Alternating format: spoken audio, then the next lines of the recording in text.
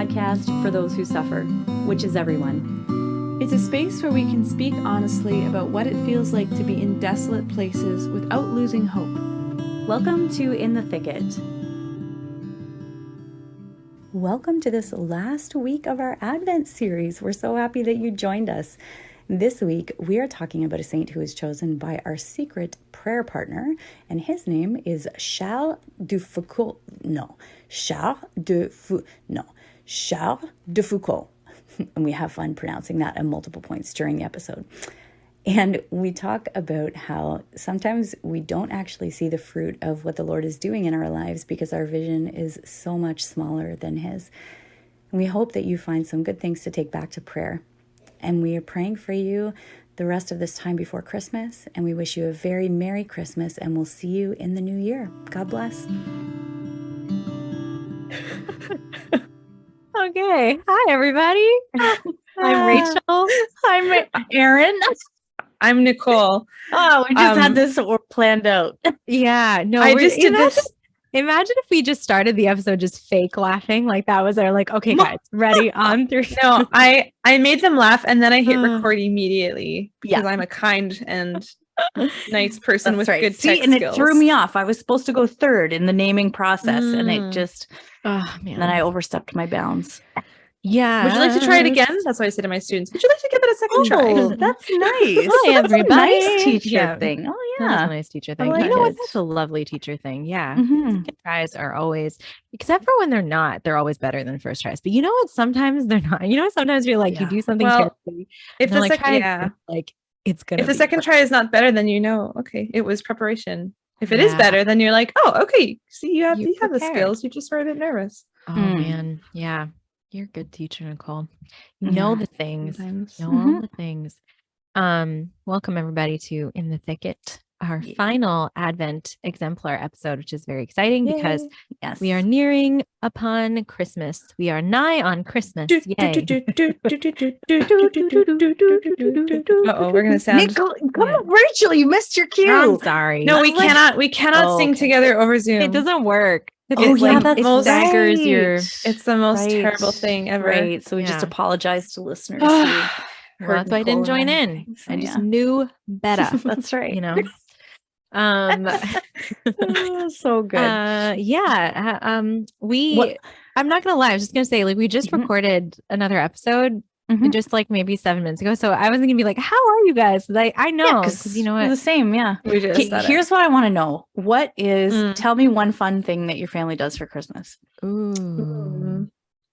One fun thing? I mean, there's lots we do. Yes. Okay, well, this is not necessarily a Christmas related thing, but it often happens around Christmas time. So I grew up in Winnipeg, which has a 99.9% chance of having a white Christmas. Yes.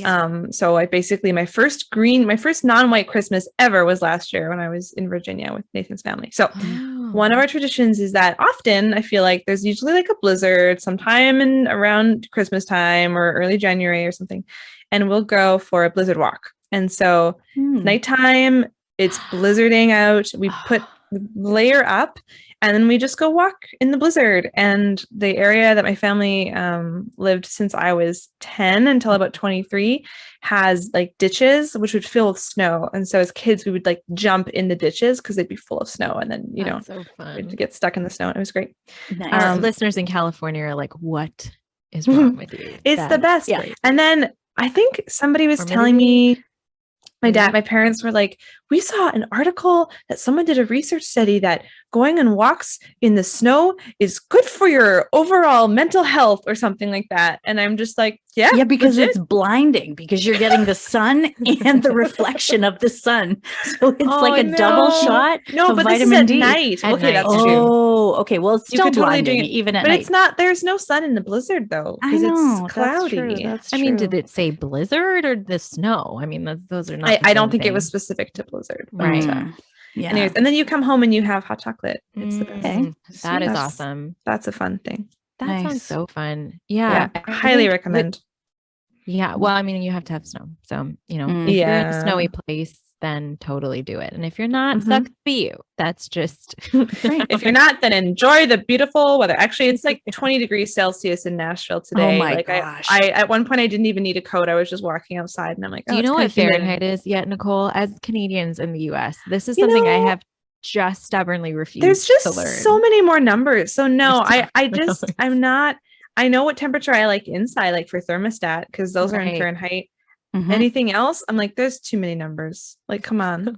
You've resisted it. I have also, and not necessarily like because I'm like I will never learn it, but I'm more like it's just not been a thing that I've like, I just have like I can keep it on Celsius my phone and I know what those numbers mean. Exactly, same. But if it's on my phone and it says 23 or 86, I'm like, I don't really know what that means. Yeah, exactly.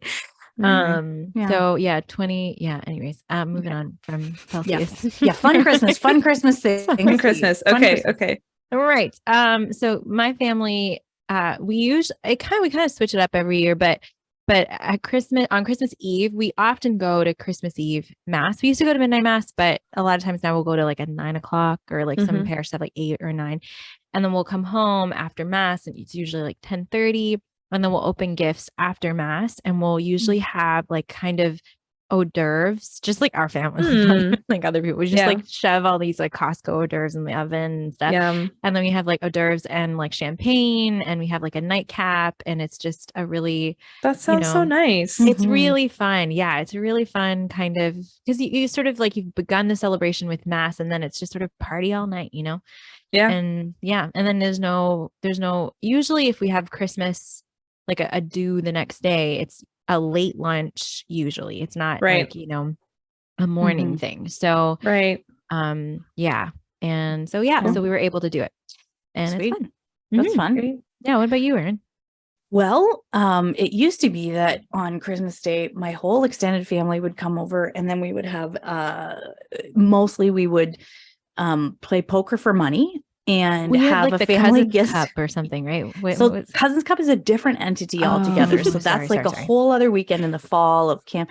Anyways, but so this basically we just like to gamble and like debauchery, just general debauchery, and troll each other, just like to sit around and insult each other on holy holidays. That's our MO.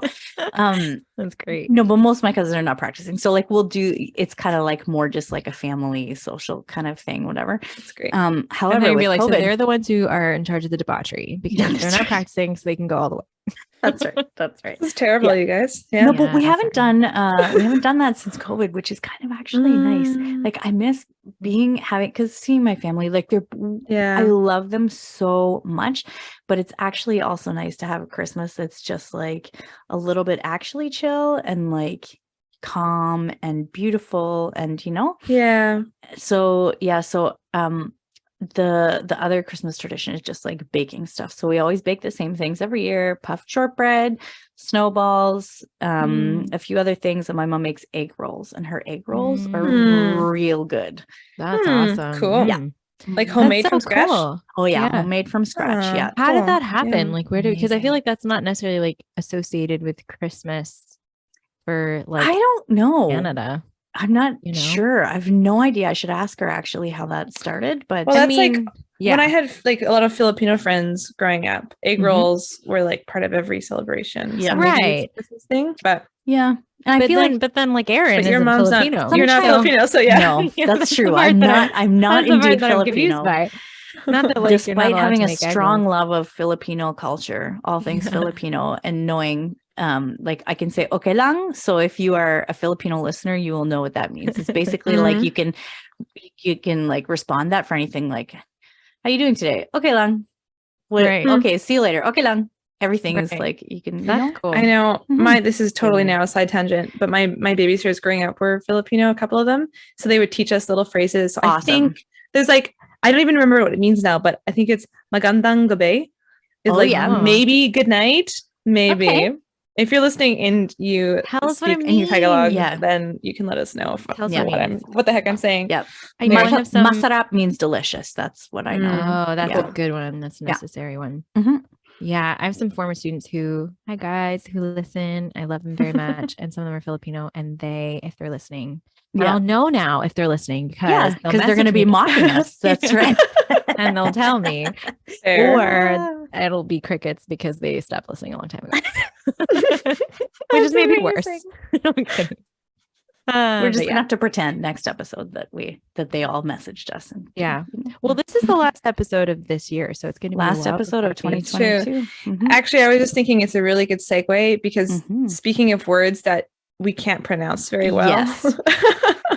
We should be able to pronounce this. That we should be able to. Yeah. Yes. Yeah. Like Nicole, in fact, oh Nicole's last name is Richard. It's not Richard, even though people say Richard. It's Richard because her family is French Canadian. Acadian, in fact. Right. Yes, exactly. Rachel, we know a little bit of French. It's anyways. So go for it. What exemplar? Nicole, right? Who is our exemplar? Oh, you want me to do it? I think so. Oh boy. Okay. Well, I'm going to try. I apologize everyone who's actually French speaking, but I'm going to try. So our exemplar today is Charles de Foucauld. Hey, how did I do? Good. Does that sound? That was pretty good. Does at least sound to Anglophones like it sounds? It does. Oh, yes. Okay, that's yes. like pretty much all I can. It's better than Saint Therese de Lisieux. So okay. That's true. That's true. I'm sorry, American listeners. I can't do it. It's les yeux. Les yeux is not les yeux. Les yeux. Now we're just lecturing people on. Okay, I'm so sorry. I know. But it's true. That is a difficult one to hear. Yeah. Anyway. Okay. Okay. So Charles de Foucauld. Okay, go for it. Give us a little rundown, Rach. All right. So this Advent exemplar is the pick of our secret prayer warrior. And she's awesome. And so she sent us a little kind of summary of awesome stuff about him. So, and stuff that particularly our secret prayer warrior loves about him. So this is the stuff, the beloved stuff. So he had extremes. I feel like we need like a musical accompaniment in the background for the story, He had extremes. He was a rich, chubby playboy. That's literally what she said. Yep. Anyway, but when he converted, he became a Trappist monk, which is one of the most austere orders. So there was like that extreme, and he was just that kind of personality. And apparently had difficulty knowing his vocation. Relatable. He didn't fit in with different religious orders that he tried, and he felt called to found a new congregation, but he never got any followers. But it ended up being formed after he died, which is awesome. And well, I don't know if it's awesome, but it was God's will, so that's what happened. And I guess that means therefore awesome. Yeah. Right. Moving on. I'm very good at telling this story. You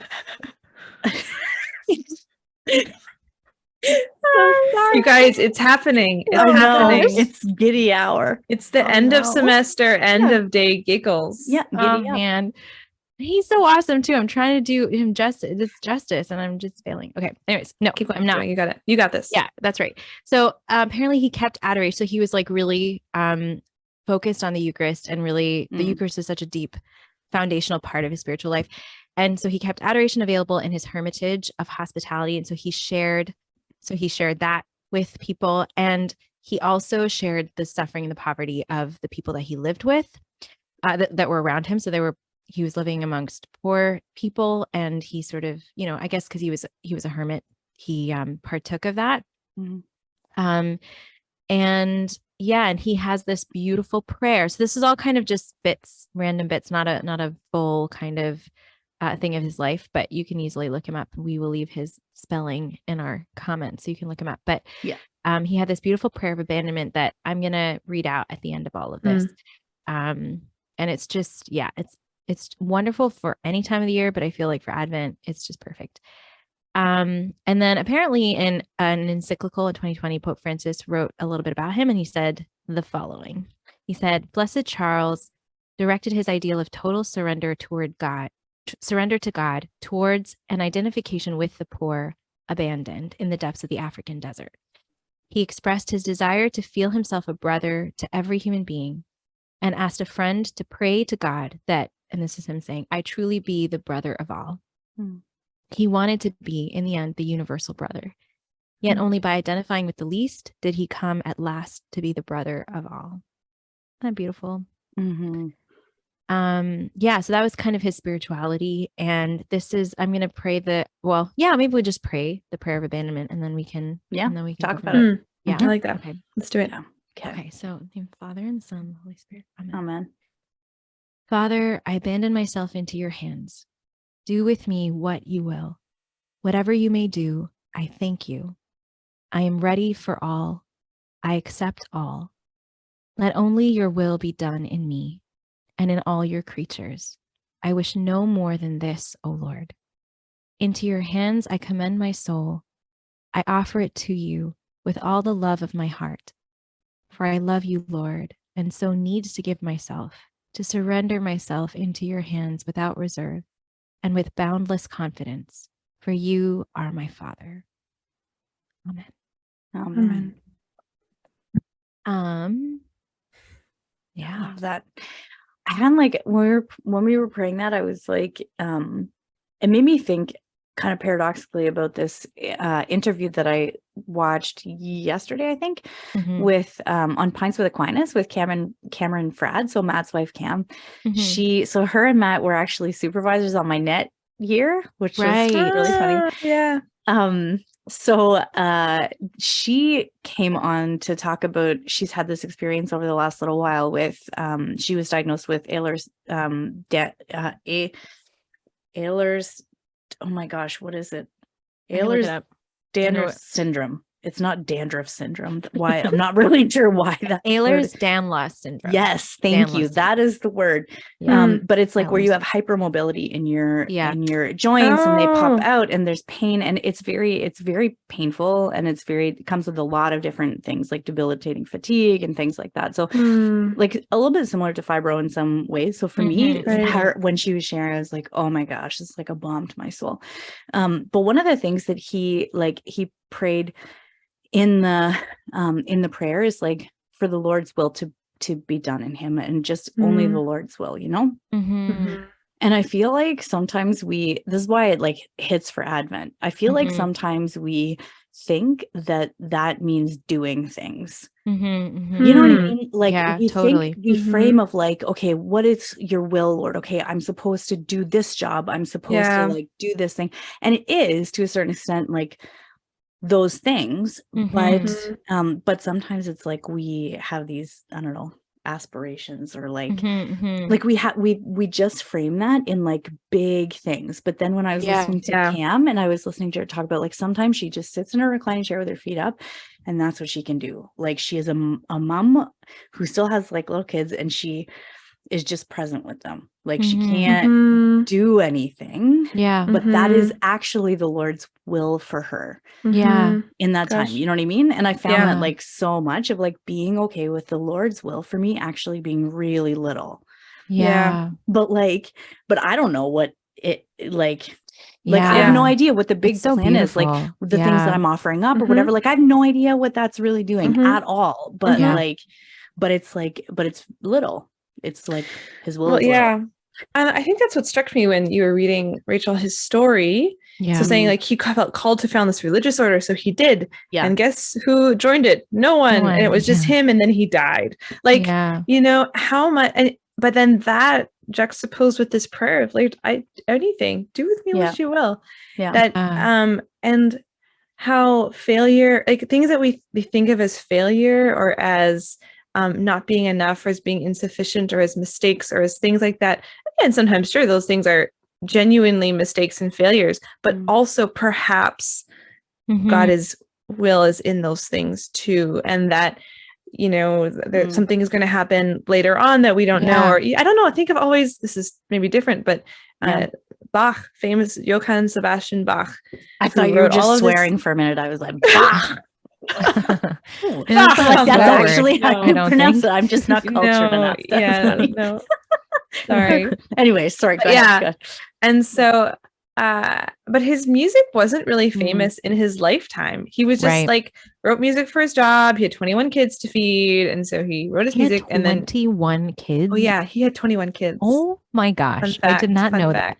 Yeah. That is That insane. is a crazy So fact. he had to like write a lot of melodic. music to feed all the kids. That's right. And then he died, and this music was only kind of discovered and popularized, years after his death. But for many years, he just did his job every day, right?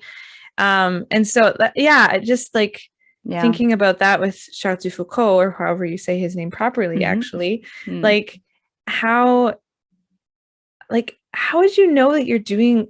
I wonder, like, how did he know that he was doing God's will when it appeared that nothing worked? Like, how do we know? That's a question sometimes I have. How do we know? How do I know that I'm doing God's will? Or like we talked about Mother Teresa in our first episode, and she was doing all, being Mother Teresa, and yet internally not having any sense of consolation. How did she know she was doing God's will? Right?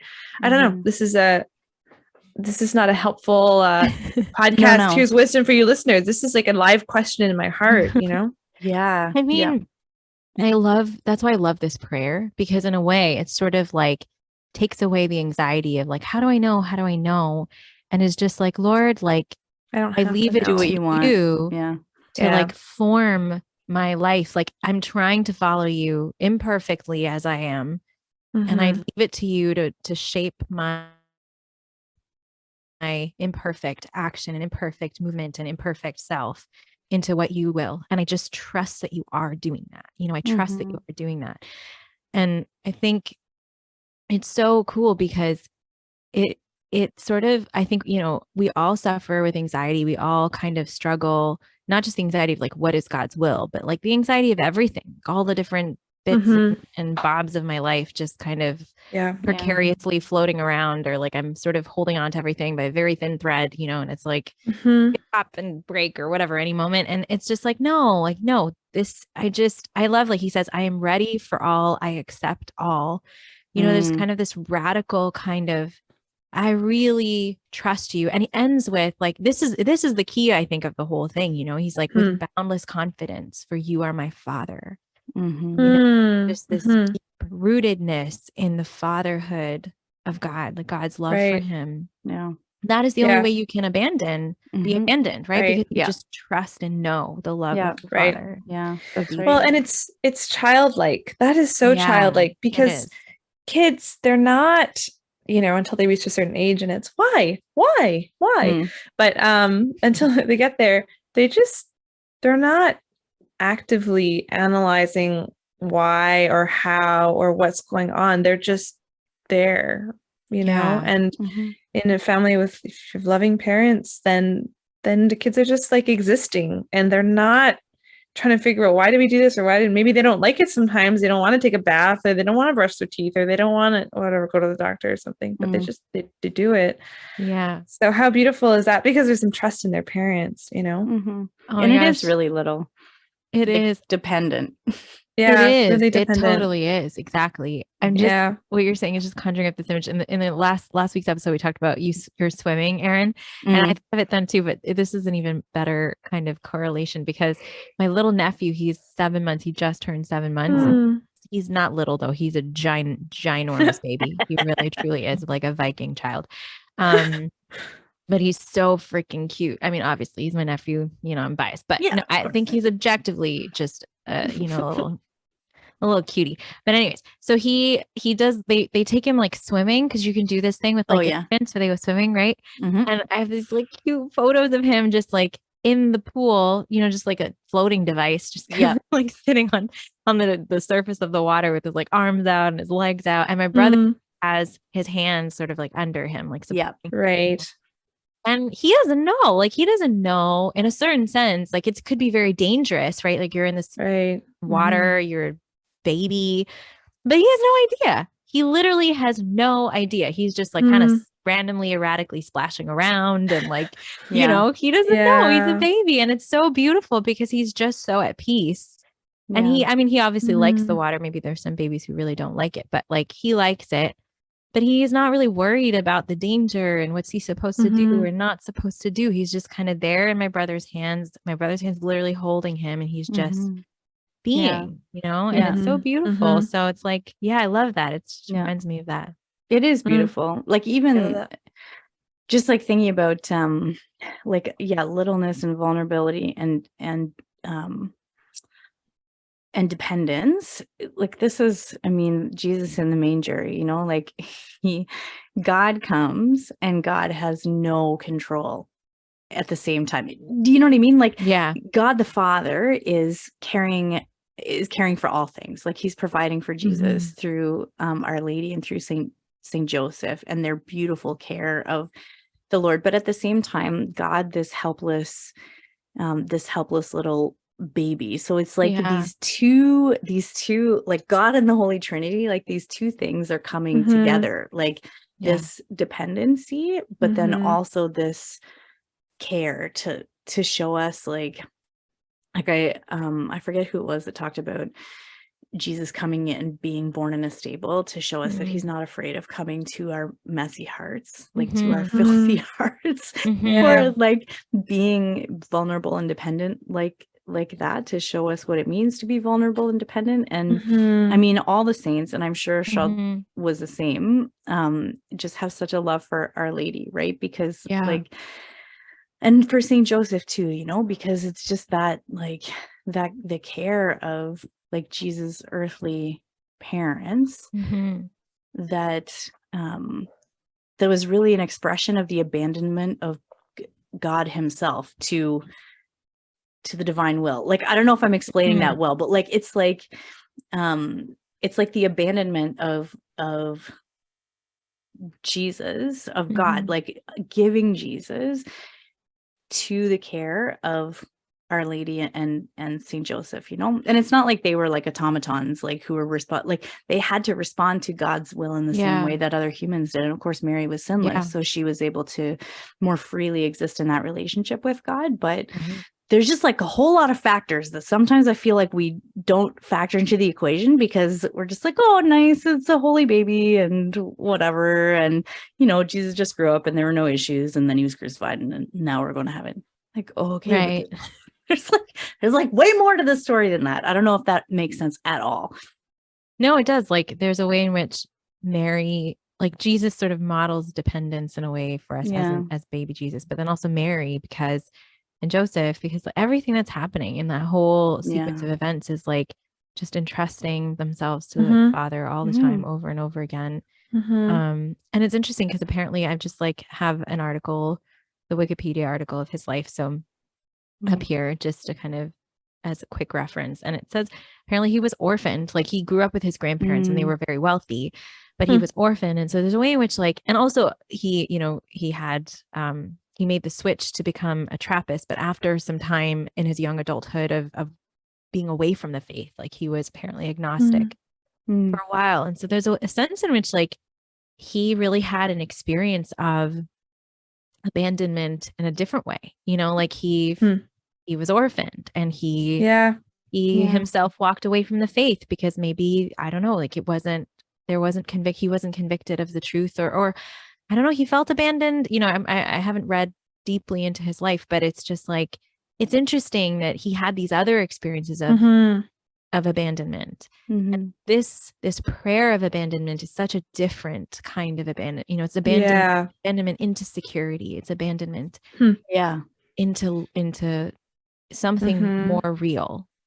Like abandoning the less real in a way for something real, and trusting it's that eternal perspective of like, there is no security in this life for anything, but our only security is our eternity as beloved sons and daughters of God. Right. And therefore the now as beloved sons and daughters. And therefore the now as beloved sons and daughters of God. And so almost like not even expecting, you know, not to expect things. I'm not even sure what I'm trying to say, you guys, you know, but yeah, just that we, you know, the security being in God rather than seeking that security to other things. And that if as we're learning to have our security in God, then it gives, I think it gives some freedom that I can abandon. Okay, well, Lord, then I accept all things because I trust you. You're the one who's in charge. Yeah. And then with that abandonment, he was able to do this incredibly like physically demanding task of becoming a hermit, from as someone who was like wealthy and whatever, how all these comforts in life. And then like, to like, because I think even I do this, like you think of kind of what you were saying, Erin, about the Holy Family, you think of like hermitages as like kind of like romanticized thing, but they're so like intense and tough and awful and like in a certain sense, do you know what I mean? I'm sure. Like all the physical like comforts of life. Yeah, exactly. Yeah. But then there are obviously people who are called to that, and Charles was called to that. There was an ability, right? There was a capacity that was given him far beyond what we think we're capable of. And he obviously, because I mean, this is what our secret prayer warrior was saying, like he had this personality of like diving wholeheartedly into things, so that when he went into this, he was like, we're going all the way. He was all in. All in. Well, but I mean, faith sees the possibility. Like faith sees the possibility of things, right? In a way that the world doesn't see the possibility of things. So it's like Jesus. You look at Jesus and people who had been listening to the prophecies and who knew, like because it talked about like an infant or like the wise men who are coming, and like, so there's like this seeing with the eyes of faith that they can see this child as the gift of God for mankind, but then other than that, like Jesus and Mary and Joseph were walking around, like it's not like everybody saw it and immediately was like, oh yes, understood. You're the Son of God, like it's not and I think it's like sometimes it's a lot like that with us, that we like, I don't see a lot of the time with eyes of faith. I see a lot of the time with eyes of like the world. So then if I'm not looking with these eyes of faith, then it's hard to see the possibility that exists in my littleness or in my distractions or in my, like whatever. Right. But there is, like, there always is, because it's like, if it's given to God, like there always is, if it's given to God, like there's actually no limits placed on that when it's in God's hands, to bring things from it. And I think so on this article too, and in the little thing from Pope Francis, or is it from Pope Francis? Yeah, from Pope Francis that we read about him. Like he wanted to be the brother of all, was by identifying with the least. And then that just makes you think of Jesus, right? Like what a beautiful way in which he was he became formed into the person of Christ and his own person, because that's what Jesus did. Like he identified with us, right? Like he identified with us broken sinners, and and then we're invited into this identification in a certain sense in all of our lives through Advent, like to recognize first of all the gift of that, like that God, the beautiful condescending sort of like humility and love of God, and like okay. I mean, not that I'm condescending in a very specific way, not like condescending and like God is so condescending, because I was gonna say like we're called to that too. We're not called to be like condescending in the way that other sense, but like we're called to sort of and sometimes that means within ourselves, like identify with the least thing in us and be like, this is me, and come to the Lord with that. This is me, broken and helpless, and and knowing that the Lord wants to save those things in us, like I was reading I was thinking of you guys today. This is maybe a little bit of a tangent, but it's sort of related. I was thinking about reading the parable of the 99 sheep and the one that goes missing, right? And then thinking about internal family systems therapy, which is so good. We're just looking at the different ways that sort of different parts of ourselves interact, and how sometimes we think we can be at war with ourselves, and like, but how does that actually work? Kind of breaking it down and as a therapeutic model, and thinking about that as, the 99 sheep that can be inside of us. There can be parts of us that are lost and wandering, and that the Lord wants to make us whole, and he will go and seek even the tiniest little parts of us to bring us back together. Right. Yeah. My soul is exploding with goodness right now. I love your words. So just that it's okay to be little. It's okay to have parts of us that are scattered or that are lost, because the Lord wants to bring all of those things back, and he will, and that brings him so much joy. And then also maybe we'll move into God Wings after this, but I think also the importance of, and you've said this before, Nicole, in other episodes, is sometimes when we're going through hard times, it's good to look around and try to serve and try to love and try to go out of yourself. You know, and that St. Charles also a model for that, like not, you know, because his wanting to be a brother for all, it's just this like beautiful impetus of just wanting to see others and love others and be Jesus for others, but like, you know, in a humble way, in a very beautiful, humble, abandoned way. So I think, there's, and you gave you know, your God wink, I think it was last week's episode, was so beautiful about like, the way to do that is going to be specific to each one of us and who we are, you know, and for you, it's like with your students or, you know, but it's good to sort of be aware and awake and alive to those opportunities as God brings them into our day. And just sort of submit to them and accept, right? Be ready for all and accept all, like St. Charles says. So it's a good Advent practice also. It's a good Advent disposition posture to have. Totally. Right. All right. Sweet. Take it away. God wink. I got the God wink. So this God wink is kind of funny. Because I have been like, it's been interesting in prayer lately to have some like changes in consolation. So I've been finding like a difference in the consolation that I've found with the Lord. Like it's hard to explain in a longer story, but we can suffice it to say that the Lord has been like letting me feel lately in a more affective way love for him, like my heart just feeling love for him, which is really beautiful. And I was like, oh, this is nice. Great. This seems good. I mean, I'm married to you, so it would be seems appropriate to me. But then there had like kind of like a moment of that when I had, what did I do?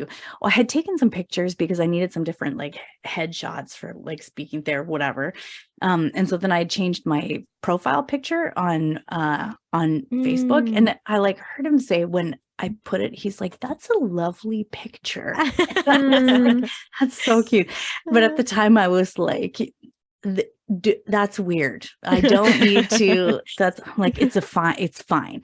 Anyways, so then my dad came up yesterday and he had printed off the picture on like a photo, and he was like, here.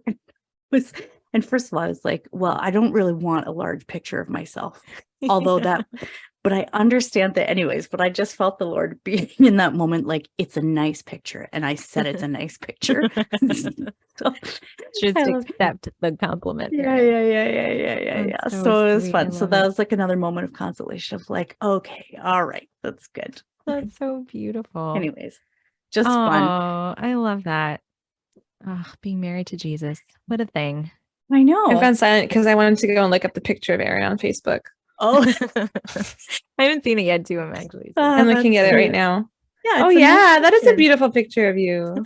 It's like the sunshine, the sun rays are coming behind my head, you know? Yeah. When is this? Is this picture from recently? Yep. It's from maybe a month ago or something like that. It's gorgeous. Yeah. Thanks. So all of our listeners will be like, how do we find this? That's right. So Erin Kinsella on Facebook. I'll change it. I don't even really have Instagram personally anymore. I do have a personal Instagram account that I've taken off of my phone because I just post stuff for the podcast, and then otherwise I try not to scroll too much. So nice. You won't find it there, but you can see it on Facebook. Cool. There you go.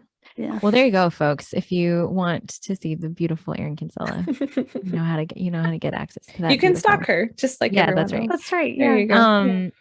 I guess I would say Merry Christmas because this is the last week of Advent. So Merry Christmas, everybody. And we're taking a break so much. Yeah, we're taking a break. We'll be back on the 16th of January. Yep. 16th of January. We hope you all have a really lovely, restful, holy, happy, jolly, holly, all of those. No, that was Christmas bad. And I was going so well, and then it was pretty good. It was pretty good. Okay. Jolly, holly, green, striped, and just good. That also beautiful. Like remembering, and we've done episodes like this in the past about how the holidays are complex for so many of us. It can be tough for some people. Yeah, really. So tough. we're praying for you in that too. And if you're feeling lonely, and if it's feeling complicated, and just know that our or prayers if are you've with lost you. someone, if you're not in your family, if you're whatever the case is, we will be praying for you in a special way over this Christmas season. Yes, we will be. Yeah, we love you guys. Thanks. Love you guys. God bless you. God bless. Merry See you in the new year. Bye. Merry Christmas. Thank you for joining us for this episode of In the Thicket. If you like what you hear, give us a rating and hit that subscribe button. We have new episodes every Monday with more stories and honest conversations about life when the going gets rough and the hope and humor amidst it all. We'd love for you to join our community on Instagram and Facebook at In the Thicket Podcast. While you're there, let us know how we can pray for you. God bless and see you next week.